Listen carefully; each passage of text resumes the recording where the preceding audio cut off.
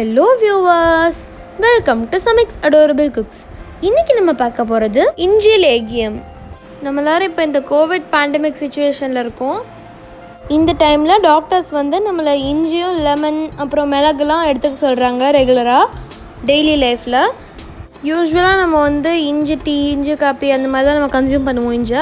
ஆனால் அதுலேயும் இஞ்சியோட காரத்தன்மை வந்துடும். இந்த இஞ்சி லேகியத்தில் காரம், இந்த இஞ்சியோட காரம் தெரியாதுங்க, பசங்களும் விரும்பி சாப்பிடுவாங்க.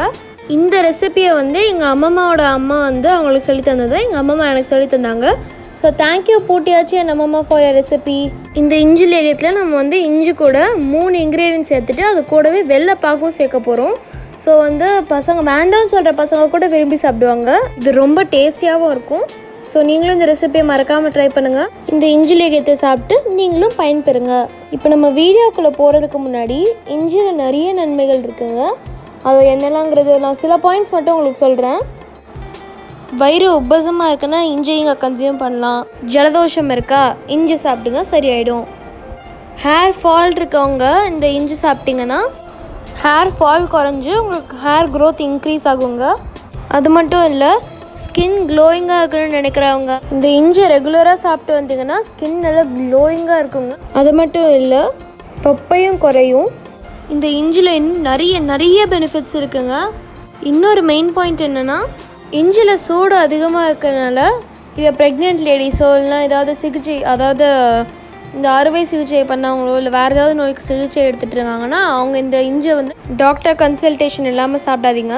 மற்றபடி சின்ன பசங்கள்லேருந்து பெரியவங்க வரைக்கும் எல்லாருமே இந்த இஞ்சி சாப்பிடலாம். ஸோ இப்போ வாங்க இவ்வளோ சத்து நிறைந்த இஞ்சி வச்சு எப்படி இஞ்சி லேகியம் பண்ணுறதுன்னு பார்க்கலாம். செய்முறை: ஃபஸ்ட்டு ஒரு மிக்ஸி ஜார் எடுத்துக்கோங்க. அதில் 100 கிராம் இஞ்சி சேர்த்துக்கலாம். நான் இஞ்சியை நல்லா வாஷ் பண்ணிவிட்டு அந்த தோலை பீல் ஆஃப் பண்ணிவிட்டு அதை கட் பண்ணி வச்சுருந்தேன், அதுதான் இப்போ சேர்த்துருக்கேன். அடுத்ததாக நான் 25 கிராம் சுக்கு எடுத்து அதை தட்டி தண்ணியில் ஊற வச்சுருந்தேன். இப்போ அதையும் சேர்த்துக்கலாம். இப்போ இதை நல்லா அரைச்சி எடுத்துக்கோங்க. இப்போ பாருங்கள், நம்ம அரைச்சது இப்படி தாங்க இருக்கும். ஒருவேளை உங்களுக்கு ஒழுங்காக அரைப்படலைன்னா கொஞ்சோண்டு தண்ணி சேர்த்துட்டு திரும்பியும் அரைச்சி எடுத்துக்கோங்க. இது கூடவே 10-12 டேட்ஸும் சேர்த்துக்கலாம். அப்படியே 2 ஸ்பூன் கருப்பு காஞ்ச திராட்சை சேர்த்துக்கலாம். சேர்த்துட்டு திரும்பி நல்லா அரைச்சி எடுத்துக்கோங்க.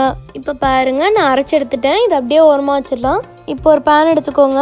அதில் 1 கப் வெல்லம் கூட 1/4 டம்ளர் தண்ணி ஊற்றிக்கலாம். இப்போ இந்த வெல்லத்தை நல்லா கரைக்க போகிறோம். இப்போ பாருங்கள், நம்ம வெள்ளை தண்ணி நல்லா கரைஞ்சிருச்சு, வெள்ளை நல்லா கரைஞ்சிருச்சு. இந்த ஸ்டேஜில் ஃப்ளேம் ஆஃப் பண்ணிவிட்டு அடுப்புலேருந்து இறக்கிடுங்க. இப்போ ஒரு கடாயில் நம்ம ஏற்கனவே கரைச்சி வச்சுருந்த வெள்ளை தண்ணியை வடிகட்டி ஊற்றிருக்கேன். இப்போ இது கூட நம்ம அரைச்சி வச்சுருந்த இஞ்சி விழுது சேர்த்துக்கலாம். இப்போ இதை நல்லா மிக்ஸ் பண்ணிக்கோங்க. இப்போ பாருங்கள், நம்ம இஞ்சி லேகியம் கலர் மாற ஆரம்பிக்குது. இந்த ஸ்டேஜில் 3 ஸ்பூன் நல்லெண்ணெய் ஊற்றிக்கலாம். நம்ம நல்லெண்ணெய் தாங்க யூஸ் பண்ணணும். இப்போ இதை திரும்பியும் நல்லா மிக்ஸ் பண்ணிக்கோங்க. இப்போ இதை ஒரு மூடி வச்சு மூடி ஒரு 5 நிமிஷத்துக்கு நல்லா கொதிக்க விட்டுடலாம். நம்ம ஏன் மூடி வச்சு மூடிட்டு அதுக்கப்புறம் கொதிக்க விட்றோன்னா, ஏன்னா அது கொதிக்கும் போது மேலே தெரிக்குங்க, கையில் புண்ணாயிடும். ஸோ இஞ்சி வேகிறதுக்காக ஒரு 5 மினிட்ஸ் மட்டும் மூடி வச்சு மூடி வேக விட்டுடலாம்.